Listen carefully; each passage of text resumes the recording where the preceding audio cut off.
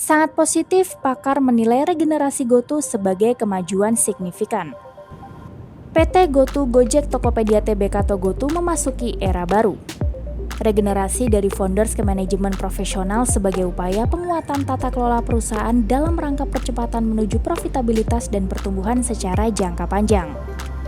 Regenerasi GoTo dengan formasi struktur terbarunya tersebut diumumkan secara resmi pada Rabu 8 Februari sebagai penjelasan awal atas rencana rapat umum pemegang saham luar biasa atau RUPSLB yang akan digelar pada 2 Maret 2023.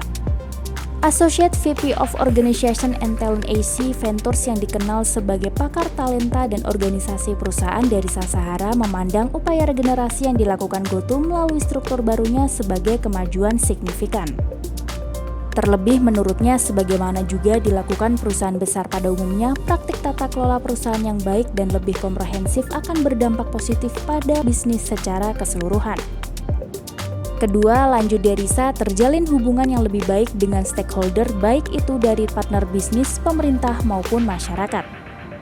Derisa yang juga dikenal sebagai pakar scale-up talent dan struktur kepemimpinan startup ini melihat sejumlah high profile di jajaran komisaris dan para expert manajemen GoTo akan mendukung terrealisasinya praktik tata kelola perusahaan yang lebih baik itu.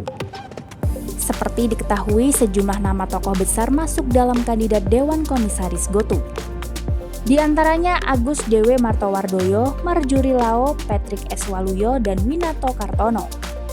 Mereka akan mendampingi komisaris utama yaitu Garibaldi Thohir dan komisaris William Tanuwijaya yang akan lebih fokus di perannya pada jabatan ini. Di jajaran direksi, penguatan juga dilakukan dengan mengusulkan dua nama yang berkompeten di bidangnya masing-masing yaitu Pablo Malay dan Mila Marita. GoTo juga menambahkan jabatan presiden di dalam struktur organisasinya untuk memimpin masing-masing unit bisnis. Di Business on the Mind akan dipimpin Catherine Hindra Sucahyo. Lini bisnis e-commerce akan dipimpin Melisa Siska Juminto dan lini bisnis financial service akan dipimpin Hanis Patuwo. Ketiganya bertanggung jawab langsung kepada Direktur Utama GoTo yaitu Andre Sulistyo dan mengoptimalkan sinergi di antara seluruh unit bisnis. Seharusnya lanjut Derisa, langkah GoTo ini menjadi suatu contoh best practices bagi para startup pemula di Indonesia. Di level global, langkah serupa GoTo ini sudah dijalankan sebelumnya oleh perusahaan besar seperti Google, Microsoft, atau Twitter.